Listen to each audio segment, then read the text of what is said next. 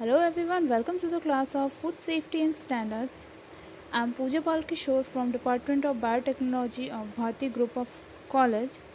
In today's class, we are going to study about waste disposal in food safety. Let's see its key points. Waste in food industry, waste management, guidelines for disposal of food waste by FSSAI, storage of waste and inedible materials. Now let's start our topic, waste in food industry. Food industry में food waste का अर्थ होता है जब हम food processing कर रहे हैं. इवन अगर हम स्टार्टिंग पॉइंट से देखते हैं, यानी कि जब हम फसल लगाते हैं, उसे काटते हैं, तो वहाँ से लेकर उसका एंड प्रोडक्ट बनने तक हर एक स्टेज में फूड का वेस्ट निकलता है. ठीक है, तो इन प्रोडक्ट्स को रिसाइकल किया जाता है या फिर अदर पर्पस के लिए यूज़ किया जाता है. फूड इंडस्ट्री में फूड के मटेरियल से लेकर उसका एंड प्रोडक्ट बनने तक तरह तरह के वेस्ट निकलते हैं. अब बात करते हैं कि कहाँ कहाँ से ये वेस्ट निकलते हैं. तो जो फूड वेस्ट होता है वो काफ़ी ज़्यादा परसेंटेज में बहुत सारे इंडस्ट्रीज़ जैसे कि रेस्टोरेंट्स हो गए, हॉस्पिटल्स हो गए, नर्सिंग होम्स हो गए, food manufacturing and processing facilities हो गई, कई सुपरमार्केट्स होते हैं, स्कूल्स होते हैं, prisons, hotels, corporate offices, catering halls, ऐसे बहुत सारी जगह होती हैं जहाँ से जो फूड होता है वो एज अ वेस्ट निकलता है. या तो वो यूज्ड होता है, अनयूज्ड होता है, लेकिन बहुत सारे आपके फूड प्रोडक्ट वहाँ पर वेस्ट निकलते हैं. ठीक है, अब बात करते हैं फूड वेस्ट का मैनेजमेंट किया जाता है. तो ये होता है वेस्ट मैनेजमेंट के द्वारा. ठीक है, वेस्ट मैनेजमेंट वह एक्टिविटीज़ होती हैं या वह एक्शंस होते हैं जिनके द्वारा जो फूड निकल रहे हैं उनका मैनेजमेंट किया जाता है. कहाँ से? शुरुआत से लेकर अंत तक, यानी शुरू से आपका जब फसल लग रही है, कट रहा है, वहाँ से लेकर उसके एंड प्रोडक्ट बनने तक जितना वेस्ट निकल रहा है उन सभी का मैनेजमेंट करना वेस्ट मैनेजमेंट के अंतर्गत आता है. ठीक है, पूरी दुनिया में जितनी भी फूड प्रोसेसिंग इंडस्ट्रीज़ होती है वो सभी बहुत ज़्यादा इस बात को लेके सीरियस हैं कि किस तरीके से हमारे फूड के जो वेस्ट निकल रहे हैं उन सभी को जितना हो सके उतना कम किया जा सके, उतना ज़्यादा उसे मिनिमाइज़ किया जा सके. ठीक है, तो इसके लिए वो क्या कर रहे हैं, कंपोस्ट ऑर्गेनिक वेस्ट बना रहे हैं, जो प्रोडक्ट वेस्ट निकल रहा है उसका रिसाइकल कर रहे हैं. तो इस तरीके से अलग अलग तरीके से वो वहाँ पे प्रोसेस कर रहे हैं. तो यहाँ पे मैंने कुछ दिए हुए हैं, उसके वेस्ट दिए हुए हैं, उसके कुछ मेथड्स दिए हैं. तो सबसे पहला मेथड है यहाँ पर सोर्स रिडक्शन. ठीक है, the simplest way to curtail food waste is to simple produce less whenever over production is clearly leading to the waste. ठीक है, जितनी आपकी आवश्यकता हो उतना ही आपको आपका सोर्स यूज़ करना चाहिए, उतना ही आपको फूड का प्रोडक्शन करना चाहिए. चाहे आप अपने घर की बात करें, चाहे किसी इंडस्ट्रीज़ की बात करें, होटल, रेस्टोरेंट, किसी भी जगह की बात करें, जितनी आपकी रिक्वायरमेंट होती है उतना ही आपको फूड प्रोडक्शन करना चाहिए. ठीक है, हो सके तो ज़्यादा स्टोर करके भी नहीं रखना चाहिए, क्योंकि आप भी जानते हैं कि हर एक फूड प्रोडक्ट का एक लिमिटेड टाइम पीरियड होता है, उसके बाद वो एक्सपायर हो जाता है. तो ये सब चीज़ों को ध्यान रख के हम अपने सोर्स का रिडक्शन कर सकते हैं. नेक्स्ट आता है फीड हंग्री पीपल्स. ठीक है, जब भी आपके घर पर बहुत ज़्यादा खाना बन जाता है या किसी इंडस्ट्री में बहुत ज़्यादा खाना बन जाता है, बहुत ज़्यादा फूड प्रोडक्शन हो जाता है, या फिर क्या कहते हैं आपके रेस्टोरेंट्स में बहुत ज़्यादा फूड का प्रोडक्शन हो जा रहा है, तब हमें क्या करना चाहिए, उन फूड को फेंकना नहीं चाहिए. अगर वो स्पॉयल नहीं हुए, ख़राब नहीं हुए, तो हम क्या कर सकते हैं, उन फूड को जो पुअर लोग हैं, जो भूखे लोग हैं, उन्हें हम दान कर सकते हैं, उन्हें हम खाने के लिए दे सकते हैं. क्योंकि ऐसे जो पीपल्स होते हैं वो क्या होते हैं, गरीब होने के कारण, हाई प्राइस इकोनॉमी होने के कारण क्या होता है, फूड को अफोर्ड नहीं कर पाते, उन्हें डेली भोजन नहीं मिल पाता है. तो उन्हें भोजन कराया जा सकता है अगर आपके पास एक्स्ट्रा फूड है जो आप कंज्यूम नहीं कर रहे हैं और फर्दर यूज़ नहीं करेंगे. ठीक है, उसके बाद नेक्स्ट पॉइंट आता है फीड एनिमल्स. यदि आप किसी ऐसी जगह पर रह रहे हैं जहाँ पर पिग्स, गोट्स, काउस, इस तरीके के एनिमल्स प्रेजेंट है जिन्हें आप अपने घर का जो फूड वेस्ट निकल रहा है, जो बायोडिग्रेडेबल वेस्ट निकल रहा है, उसे फीड कर सकते हैं, उन्हें एज अ फूड दे सकते हैं, तो फिर वो हमें करना चाहिए।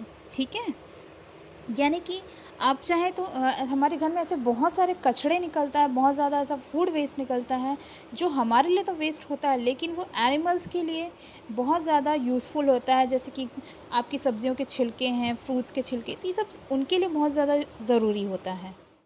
के आसपास में ऐसे एनिमल्स प्रेजेंट नहीं है, तब आप उन फूड को फार्मर, जू या ऐसे किसी भी एप्लीकेबल जगह पर दे सकते हैं जहाँ पे एनिमल्स प्रेजेंट हैं।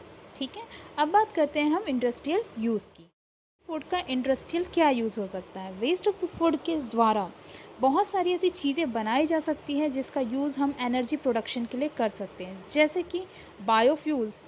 ठीक है, तो बायोफ्यूल्स का वेस्ट फूड का यूज़ करके बायोफ्यूल्स बनाए जा सकते हैं, बायो फर्टिलाइज़र्स बनाए जा सकते हैं, या फिर लिक्विड फर्टिलाइज़र्स बनाए जा सकते हैं हमारे वेस्ट फूड का यूज़ करके। ठीक है, इसके अलावा क्या किया जा सकता है? इसके अलावा आप जैसे कि कुकिंग करते हैं और आपका ऑयल बच जाता है, तो उस ऑयल को आप फेंकिए मत। उस ऑयल का यूज़ करके आप अपने ही घर में, आपके जो ड्रेनेज पाइप्स हैं, आपकी जो पाइपलाइंस होती हैं, उन सभी में आप उसको क्लीन करने के लिए उस ऑयल का यूज़ कर सकते हैं। ठीक है, अब बात करते हैं हम नेक्स्ट पॉइंट की, दैट इज़ कंपोस्टिंग। कंपोस्टिंग वह प्रोसेस होती है जिसमें कि हमारे जो फूड मटेरियल होते हैं, वेस्ट फूड मटेरियल होता है, उसे सॉइल में मिला दिया जाता है और उसे एरोबिकली यानी कि एयर की प्रेजेंट में उसे डिग्रेड होने दिया जाता है। जब ये फूड मटेरियल डिग्रेड होते हैं तो ये छोटे छोटे मॉलिक्यूल्स में टूट जाते हैं और उनमें प्रेजेंट जो मिनरल्स होते हैं, वो मिनरल्स क्या होते हैं, सॉइल में मिल जाते हैं। सॉइल में मिलने के कारण सॉइल की जो फर्टिलिटी है वो बहुत ज़्यादा बढ़ जाती है, यानी कि वो सॉइल न्यूट्रिएंट रिच हो जाता है, बहुत ज़्यादा उसमें न्यूट्रिएंट प्रेजेंट होते हैं। इसे हम as a vermicompost use कर सकते हैं, कंपोस्ट यूज़ कर सकते हैं, बायो कंपोस्ट यूज़ कर सकते हैं हमारे प्लांट्स के लिए, हमारे खेतों की फसलों के लिए। तो इस तरीके से कंपोस्टिंग के द्वारा हम अपने वेस्ट फूड का दोबारा यूज़ कर सकते हैं। उसके बाद आता है लैंडफिल और इंसिनरेशन। अंत में अगर हमारे पास सामान बच रहा है जिसे हम खिला नहीं सकते किसी जानवर को, जिसे डिकम्पोस्ट नहीं कर सकते, तब उन्हें क्या किया जाता है, उन्हें लैंडफिल में भेज दिया जाता है। लैंडफिल में वो जो फूड वेस्ट होता है वो क्या होता है, डिग्रेड होते हैं और डिग्रेड होने के साथ मीथेन जैसी गैस का प्रोडक्शन करते हैं। यह मीथेन एक बायोगैस होता है, यानी जिसका यूज़ करके हम एनर्जी प्रोडक्शन करवा सकते हैं, जिससे हम इलेक्ट्रिसिटी भी जनरेट कर सकते हैं। तो इस तरह से लैंडफिल के द्वारा भी हम फूड वेस्ट का यूज़ कर सकते हैं। इसके अलावा हम इंसिनरेशन करते हैं, ऐसा प्रोडक्ट जिसको हम दोबारा यूज़ नहीं कर सकते, इससे कोई चीज़ प्रोड्यूस नहीं हो सकती, उन्हें हाई टेम्परेचर पे क्या किया जाता है, जला दिया जाता है। ठीक है, अब बात करते हैं हम नेक्स्ट पॉइंट की, that is the guidelines for disposal of food waste by FSSAI। यहाँ पर FSSAI का फुल फॉर्म होता है food safety and standards authority of India. ठीक है, इन्होंने एक गाइडलाइन दी हुई है कि किस तरीके से हमें फूड को वेस्ट होने पर संभाल कर रखना है। उसे ऐसा नहीं करना है कि वो जो फ्रेश फूड है उसके संपर्क में आए और उसे कंटामिनेट करे। किस तरीके से उसे ट्रीट करना है, किस तरीके से हमारे फूड वेस्ट को रखना है, कंटामिनेशन से बचाना है, उन्हें फ्लाइज, इंसेक्ट्स या रोडेंट्स के संपर्क में आने से बचाना है, किस तरीके से उसमें बैक्टीरिया, फंगस ग्रो होने से बचाना है, तो किस तरीके से फूड वेस्ट को ट्रीट करना चाहिए, ये सभी guidelines in food safety and standard authority of India ने दिया है। तो अब देखते हैं हम इसके जो उन्होंने गाइडलाइन दिए हुए हैं।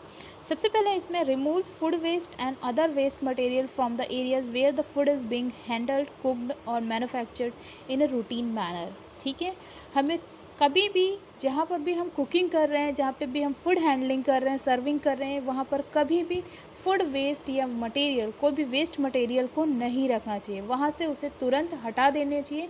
और यह प्रोसेस हर बार करनी चाहिए।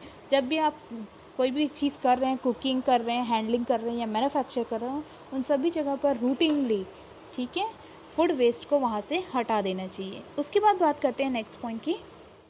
कहीं भी जब फूड हैंडलिंग की जाती है तो वहाँ पर हमेशा एक डस्टबिन प्रेजेंट होना चाहिए जिसमें आप अपने फूड वेस्ट का कलेक्शन कर सकें। इसके अलावा फूड वेस्ट कलेक्शन करने के लिए जो डस्टबिन होता है वो डस्टबिन ऐसा होना चाहिए जिसे खोलने के लिए कभी भी आपको अपने हाथों से उसे टच करने की ज़रूरत ना पड़े। ठीक है, यानी वो ऑटोमेटिकली ओपन होने वाला या फिर ऐसा बटन से खुलने वाला होना चाहिए जिसको आप टच किए बिना ही उसमें अपना जो फूड वेस्ट होता है उसे डाल सकें। उसके बाद नेक्स्ट है, हमेशा अपने डस्टबिन को डेली खाली करना चाहिए और उसे हमेशा डेली क्या करना चाहिए, डिसइंफेक्टेंट से वॉश करके उसे ड्राई होने के बाद उसे दोबारा यूज़ करना चाहिए। ठीक है, इसके अलावा नेक्स्ट पॉइंट है, लिक्विड और जो सॉलिड वेस्ट होता है उन्हें हमेशा अलग अलग डस्टबिन में रखना चाहिए।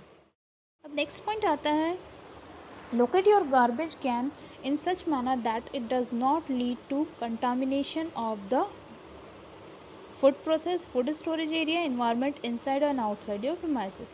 यानी गार्बेज कैन को हमें इस तरीके से रखना चाहिए कि वो food processing area, food storage area या फिर हमारे इन्वायरमेंट में कहीं भी, चाहे घर के अंदर हो घर के बाहर हो, नुकसान ना पहुंचाए। अब हम नेक्स्ट पॉइंट की बात करते हैं। तो नेक्स्ट पॉइंट है, keep all the waste in cover containers, get it remove at the regular interval as per local law. ठीक है, यानी कि आपके जितने भी वेस्ट होते हैं उन्हें कवर्ड कंटेनर्स में रखना चाहिए और रेगुलर इंटरवल के बाद जो आपके लोकल एरियाज़ में जिस तरह से डंप किया जाता है उस तरीके से हमें रेगुलरली उसे डंप करना चाहिए। ठीक है, नेक्स्ट है, place the bins in sufficient distance to prevent the contamination. यानी कि आपको जो डस्टबिन आप अलग अलग यूज़ कर रहे हैं, चाहे गीले कचरे के लिए हो या फिर सूखे कचरे के लिए हो, तो इन सभी डस्टबिन्स को एक दूसरे से बिल्कुल अलग अलग रखना चाहिए, डिस्टेंस में रखना चाहिए ताकि एक दूसरे में कंटामिनेशन ना हो। ठीक है, नेक्स्ट है, dispose the food waste in such a way that it does not attract dogs, cats, birds, rodent and flies. यानी आपके जो फूड प्रोडक्ट्स हैं उसे आपको इस तरीके से रखना चाहिए कि उनमें किसी भी तरीके के जो एनिमल्स होते हैं जैसे कैट्स, डॉग्स, रोडेंट्स, फ्लाइज, इन सभी के टच में वो फूड नहीं आना चाहिए। यानी कि पूरी तरीके से कवर होके रखना चाहिए अपने गार्बेज कैन को, अपने जो डस्टबिन है उसे कवर करके रखना चाहिए। इसके अलावा हमें अपने रूल्स और रेगुलेशंस जो होते हैं वेस्ट मैनेजमेंट के उसी को बहुत अच्छे से फॉलो करना चाहिए। अब बात करते हैं हम storage of waste and inedible materials. किस तरीके से हमारे जो वेस्ट होते हैं और जो इनएडिबल यानी जिन्हें हम खा नहीं सकते उन मटेरियल्स को रखना चाहिए। तो सबसे पहला है इसमें, provide enough storage facility for storing of waste and inedible material prior to remove from the premises. यानी कि प्रीमाइसेस मतलब आपका जो वर्किंग एरिया है उस जगह से आपके वेस्ट को फेंकने से पहले उसको आपको स्टोर करके रखना पड़ेगा। तो उसको स्टोर करके रखने के लिए आपके पास प्रॉपर जो गार्बेज कैन है वो होना चाहिए हर एक मटेरियल के लिए अलग अलग। ठीक है, इसके अलावा नेक्स्ट पॉइंट है, there is no pest and rodent access of waste of inedible material. यानी कि आपके जो डस्टबिन में जो मटेरियल आप वेस्ट फेंक रहे हैं उन सभी तक किसी भी तरीके से जितने भी पेस्ट होते हैं, जितने भी रोडेंट्स होते हैं, इन सभी का एंट्री का कोई चांस नहीं होना चाहिए। नेक्स्ट पॉइंट की बात करते हैं, ensure the stored and inedible material does not contaminate. ठीक है, यानी हमें अपने गार्बेज कैन को इस तरीके से रखना चाहिए कि वो निम्नलिखित चीज़ों को कंटामिनेट ना करे। वो है पीने का पानी, आप जो फूड प्रिपरेशन के लिए जो मटेरियल यूज़ कर रहे हैं वो मटेरियल हो गया, जहाँ फूड प्रिपेयर कर रहे हैं वो प्रीमाइसेस हो गया या बिल्डिंग्स हो गई, ये सभी फूड वेस्ट से कंटामिनेट नहीं होना चाहिए। इस तरीके से हम वेस्ट मैनेजमेंट करके अपने फूड वेस्ट को मैनेज कर सकते हैं। Thank you everyone for listening.